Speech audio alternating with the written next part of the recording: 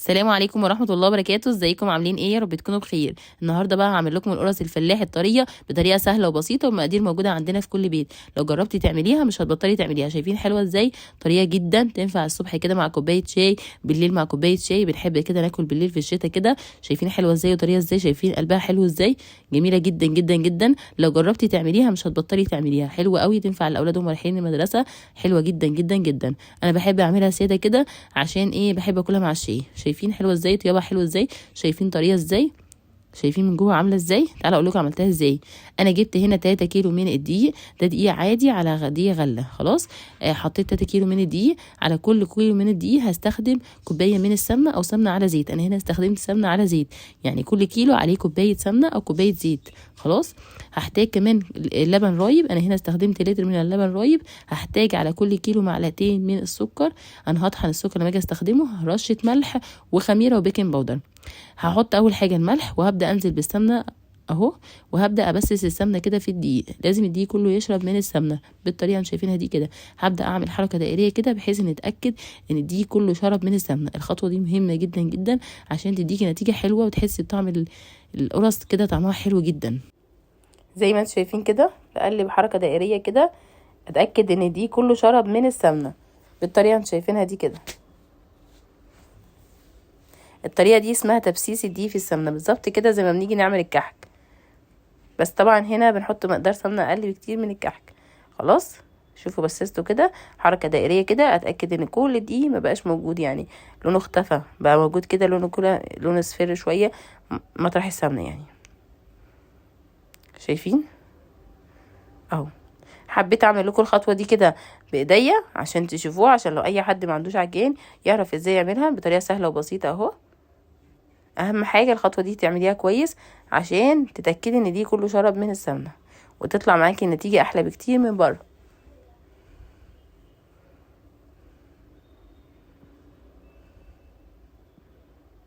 عايزين بقى نقول سبحان الله والحمد لله والله اكبر، نستغفر الله العظيم من كل ذنب عظيم ونتوب اليه. نعود نفسنا كده كل ما نعمل عمل نذكر الله، الا بذكر الله تطمئن القلوب. النهارده اول يوم في شعبان، كل سنه وانتم طيبين. كل عام والامه الاسلاميه جميعها بخير، وربنا يا رب يعيد علينا رمضان اعوام عديده وازمنه مديده. خلاص كده بعد ما خلصت الدقيق وعملته مع السمنه كده، هبدا احط الخميره كده على جنب. هستخدم كيس من الخميره اهو. الخميره هنا الفوريه ممكن تحطيها على الدقيق او تعمليها في طبق كده مع معلقه سكر وشويه ميه دافيين. الميه تكون دافيه كده عشان الخميره ما تفسدش. خلاص اهو. انا هنا استخدمت كيسين من الخميره عشان العجينه تعمل بسهوله، تخمر بسهوله، يعني عشان احنا في جو ساقع وكده. ولما تكوني بتعملي اي عجين وعايزه تتاكدي ان هو خمره كويس، يعني حطي خميره وحطي بيكنج باودر، هيطلع معاكي نتيجه هايله قوي. هنا بقى كنت بعمل الخميره كده، هحط عليها معلقه من السكر عشان تسهل الخميره تعمل بسرعه يعني. الخميره الفوريه دي ممكن تحطيها على الدقيق عادي، وممكن تستخدميها كده. انا حطيتها كده على جنب كده.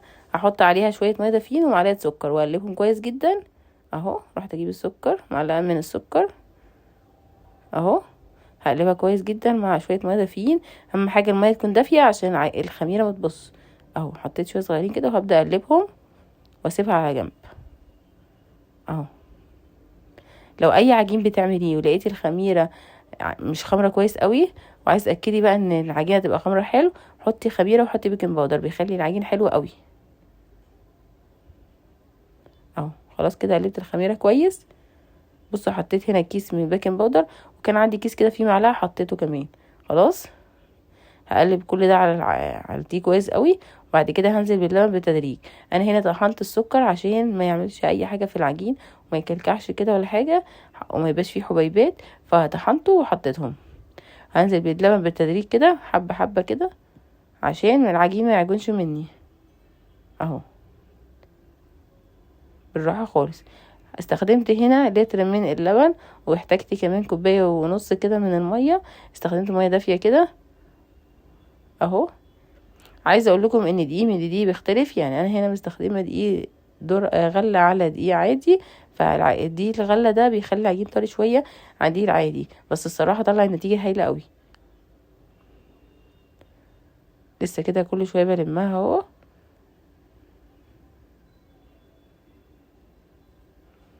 واعجن. اهم حاجه خطوه العجن دي مهمه قوي.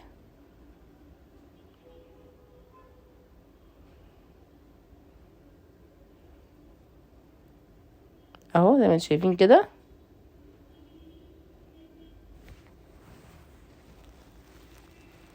انا مرضيش اسرع الخطوه دي عشان اي حد يشوفها، مش بيعرف يعجن يشوفها.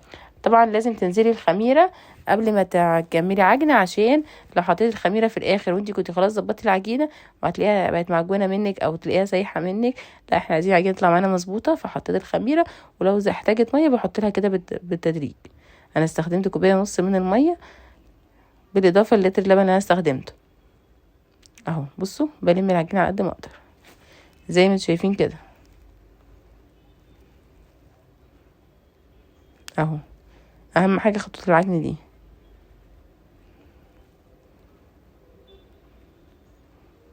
شايفين؟ هنا كنت حطيت شويه ميه كده دافيه في الطبق اللي كان مطرح الخميره، قلت عشان استفيد برضو شويه الخميره اللي كانوا موجودين فيه. اهو وبعجن اهو. هحتاج ميه تاني لان لسه في دي تحت اهو. اهو شايفين؟ بحط الميه بالتدريج.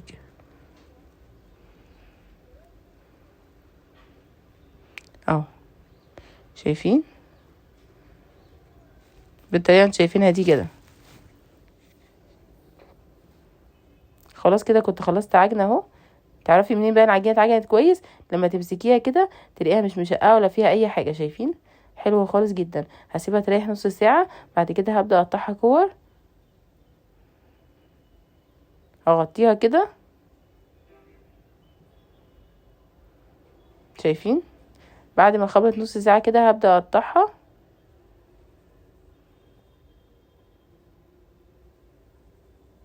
اهو بعملها كده حجم مش كبير قوي يعني.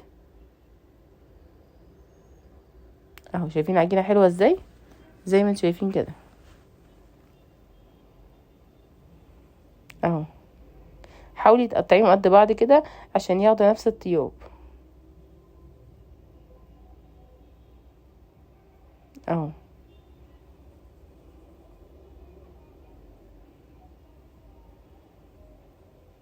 شايفين؟ بعد كده بعد ما احطها في الصواني كده هبدا اضغط عليها ضغطه خفيفه كده.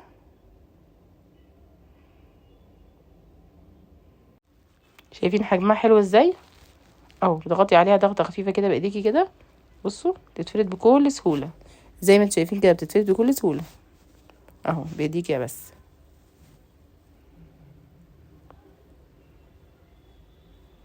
اهو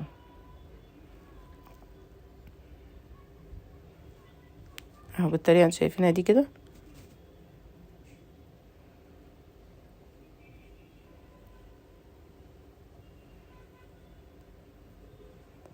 اهو هفردها كلها كده وهسيبها ترتفع كده زي ربع ساعة. يعني بعد ما بفضطها كده هسيبها ربع ساعة، وبعد كده هسخن الفرن واحطها فيه كده على نار متوسطة. متعليش الفرن قوي يعني، حاولي توطي من تحت لو بتعمليها في فرن غاز. لو بتعمليها في فرن بوتاجاز بقى حطي الفرن على 180 عشان تاخد طيبها بالراحة كده وما تطلعش قلبها مش طايب. بصوا اهي بفردها بكل سهولة كده واسيبها ترتفع بس نص ساعة كده او ربع ساعة. هي هترتفع بسهولة عشان احنا حاطين خميرة وبيكنج باودر. خلاص اهو. ولما تحطيها جنب بعضها ما تحاوليش تلزقيها عشان ما تلزقش في الفرن. اهو نكمل كل المقدار بنفس الطريقه دي كده. اهو بعمل حركه دائريه كده. اهو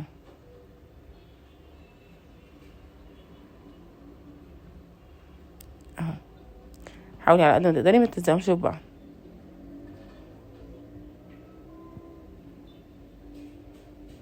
اهو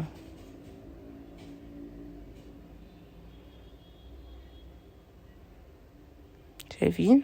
سيبها بقى كده ربع ساعه ولا نص ساعه ترتفع شويه كده واكمل كل المقدار. اهو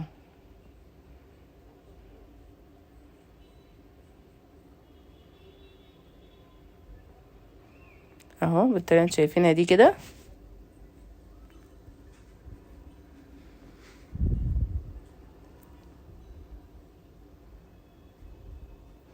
اهو سايبه مسافات كده عشان ما تلزقش في الفرن. كده انا كنت خلاص خلصت كده وفردتها كلها، والكميه بقى التانية فردتها على صينيه كده وغطيتها بفوطه كده عشان تخمر شويه زي ما انتم شايفين كده اهو. اهو هنا كانت بدات ترتفع اهي، شايفين؟ خلاص كده كانت خمرت اهي كده، كنت سبتها نص ساعه. وبصوا البقيه كنت فرداهم كده على الصينيه، كنت حاطه فوطه كده عشان احط الباقيين اهو. لازم تدفيها كويس كده عشان احنا في الشتاء وبتحتاج تخمر شويه.